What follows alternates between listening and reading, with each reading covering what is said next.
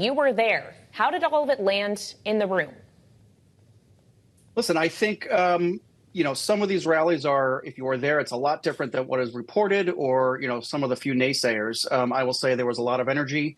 It was a lot more normal and regular than anyone anticipated, right? We all waited in line. We went in one by one. There was nothing going on in the crowd. There weren't even any real protesters that I saw, but he did fill Madison Square Garden completely. And there were, I don't know what the actual number was. It had dissipated by the time I had come out, but there were word that there was tens of thousands. I certainly saw thousands of people watching on the street who didn't get in. And I will say, we've read some of the coverage of some of the comments and everything, particularly by the comedian. I would note that no one refers to him as a comedian when they're talking about the things that he said.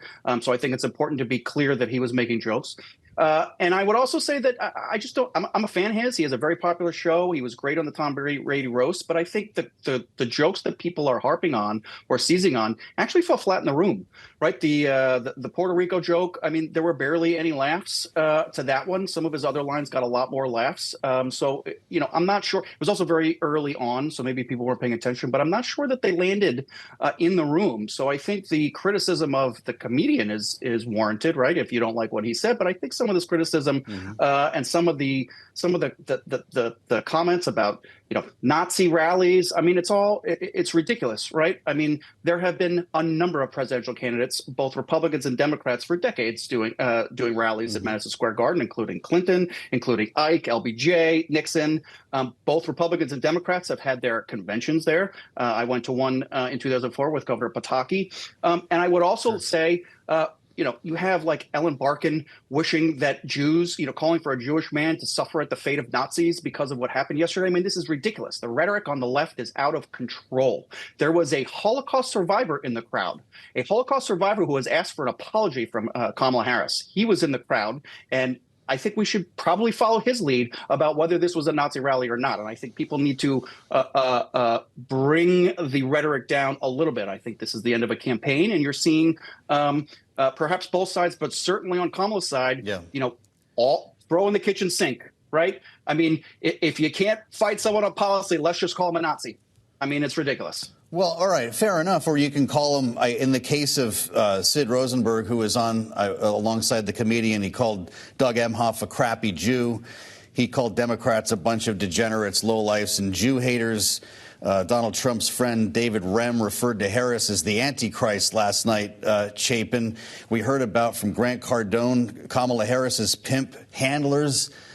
Pretty tough stuff. I mean, you couldn't tell half of these jokes or read half of these lines at the Thanksgiving table this week. So, yes, it's getting hot, aside from the comedian. So I guess the question is this effective in the 11th hour for Donald Trump?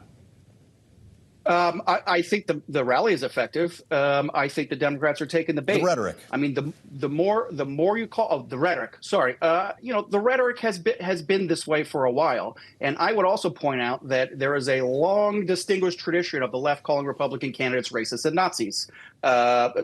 Al Gore accused George Bush of sending brown shirts after him. Mitt Romney was called misogynist because of binders of women. Mitt Romney, the left and the Democrats' favorite never-Trumper today, was called a misogynist because of that comment.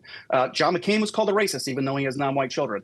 So the fact that they're calling Donald Trump at the 25th hour here a Nazi over and over again is not surprising, and it's a little disappointing. And sure, were some things said at this rally that maybe were difficult or not the best things to say? Sure, but this is in the context of a man who has been shot at and has been called a Nazi since the day he announced. So I don't really know what to tell you about the rhetoric. I mean, when someone is called a Nazi on the front page of newspapers, I mean, how do you expect people to respond? How do you expect a Jewish radio host to respond to that? Exactly how he did. Okay, so Chapin, let's put the name calling on all sides of this aside and actually talk about the policy that is being discussed. There was some of it on that stage last night. There's still 8 days for both Donald Trump and Kamala Harris to make their closing arguments here. To get back to Joe's question, was the policy that was discussed that was maybe drowned out by a lot of this other noise enough to seal the deal for Donald Trump, or should he be trying to speak differently about the issues in these final days? Well, I think a lot of this is baked in, particularly in the center of Manhattan, right? The people who traveled to see him and were standing outside, like I said, are all voted for him. It's already baked in. and I'm sure I've said things like this, and I'm sure other guests have said this. It almost doesn't matter what Donald Trump says to his base, right? That's baked in.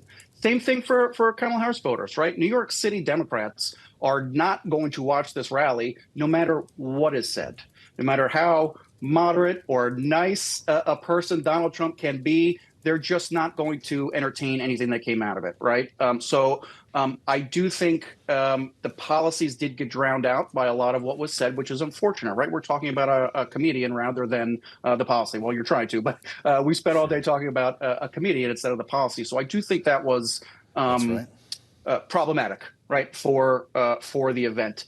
However, I do think it shows a lot of energy, and I do think while Donald Trump is not going to win New York, I do think he's going to overperform in a lot of areas, and people are going to be surprised. I think he's going to have coattails, particularly on Long Island. He may have coattails, in the Lawler district upstate, of Molinaro and Alison Esposito. And I think, you're seeing that a lot of those folks were there or supportive of it. You saw Mike Lawler put out a statement about the remarks today, distancing himself. But I do think that. And a lot of Republicans have done that, certainly in Florida, too. Again, I thought the joke fell flat. I wanted to ask you about that part of it, Chapin. You're right. Rick Scott, we heard from Maria Elvira Salazar. We also heard from Anthony D'Esposito, of course, New York congressman. And that's the question that I have for you. The potential corrosive effect that some of the language last night might have on members of the House from New York. D'Esposito put out a statement begging Trump world to, quote, stay on message. What does it mean for him? Well, I think it's not great, right? I do think, and it's a shame. It was not a shame, but it's ironic. It was not a comment from Donald Trump, right, that is causing this consternation. Yes. But I do think, and again, I understand he's a comedian, right? And his defenses, he was making fun of a lot of different people and categories of people. But you have to be funny, right? I will tell you, it just did not land. I turned to the people I was with and sort of shrugged my shoulders, like, what was that? And I do think, but it is going to have an effect, right? That's what the media is talking about. That's what we're talking about. And in marginal races, right, very contested races, Congressman D'Esposito is in the fight of his life. So we can't make any unforced errors, is how we talk about it in campaign business, right? And this is an unforced error out of the Trump camp, right, from the Garden. Congressman Lawler, too, right? One of the top targeted campaigns in the country, millions of dollars being spent. He is also in the fight of his life. While I do think he's going to pull it off, it's certainly going to be close. And things like this certainly don't help. I would say, though, realpolitik crass tactics, his ability to distance himself from Trump in this manner may work, right, for him. He has been doing that, picking his battles. He's a moderate, and he's in a swing district, for lack of a better term. So I do think distancing himself from Trump and that event will have a good effect for him. Same thing with D'Esposito, who was also in a similar fight on Long Island. So I think they're trying to thread a needle where they distance themselves from the president when it will help them, and still be a supporter of his when that will help him. We'll see if it works, right? Both of these districts, particularly, I grew up in D'Esposito's district, very purple district.